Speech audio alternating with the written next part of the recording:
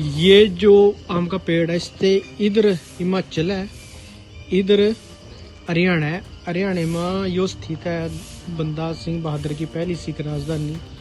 यहाँ लाइट नहीं है, लाइट सिर्फ एक डोरी दे रखी पोस्ट वालों ने भी, ताकि लाइट आ जा, सुबह शाम का पाठ हो सका, ताकि यहाँ चांदना हो सका।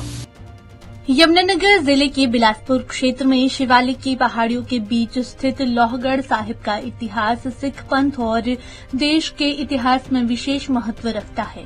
माना जाता है कि गुरु गोबिंद सिंह जी के देहांत के बाद साल 1708 में बाबा बंदा सिंह बहादुर ने यहीं से मुगल शासन के खिलाफ अपने अभियान की शुरुआत की थी।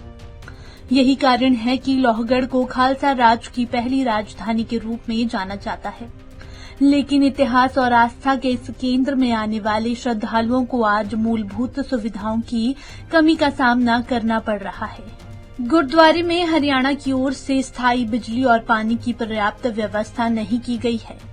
बताया जा रहा है कि फिलहाल हिमाचल प्रदेश की फॉरेस्ट चौकी से अस्थायी रूप से बिजली की आपूर्ति ली जा रही है और जो जरूरत के मुकाबले काफी कम है। बिजली की कमी का असर सीधे श्रद्धालुओं पर पड़ रहा है। भीषण गर्मी के बीच पंखे ठीक तरह से नहीं चल पा रहे हैं, जिससे गुरुद्वारे में ठहरने वाली संगत को परेशानी झेलनी पड़ रही है। वहीं पानी की व्यवस्था भी पर्याप्त न होने के कारण श्रद्धालुओं को दिक्कत का सामना करना पड़ रहा है। साल आते हैं हम, साल में 2-3 बार आते हैं। कितने साल से आते हो आप? पिछले 10 सालों से। 10 साल से।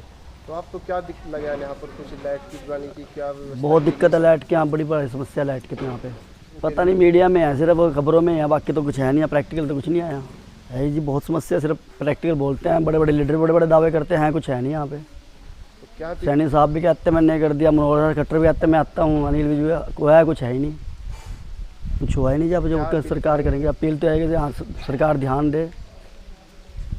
ये तो पुराने बुजुर्गों टाइम से आते जाते रहते हैं पास के पिंड पड़ाव। ये तो हिमाचल की जो जंगलों के क्षेत्र में तारें तो बिछी हैं, पर लेकिन वो बाढ़ से हाल जाती हैं, फिर बंद हो जाती है कहीं कहीं दिन। तो हरियाणा में आता है ना, सरहद पे है जी। हरियाणा में है गुरुद्वारा। तो आज भी नदी के पीना पड़ रहा है जी।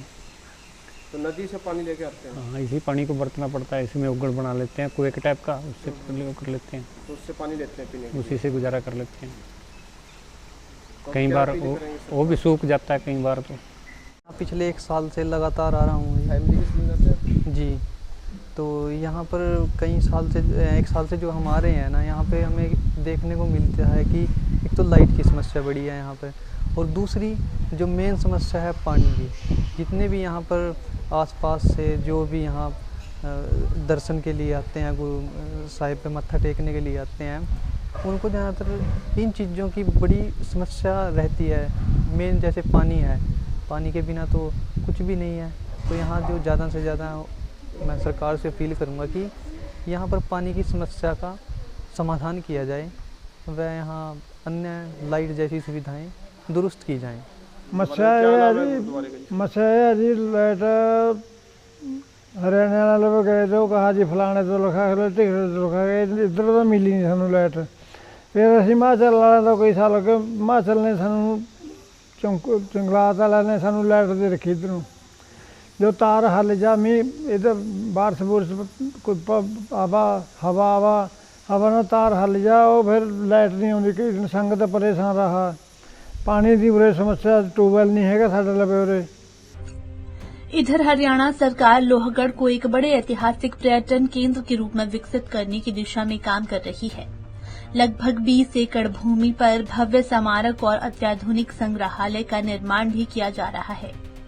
ऐसे में सवाल ये उठता है कि जब करोड़ों की परियोजनाएं चल रही है, तो श्रद्धालुओं के लिए बिजली पानी जैसी बुनियादी सुविधाएं कब तक सुनिश्चित की जाएगी।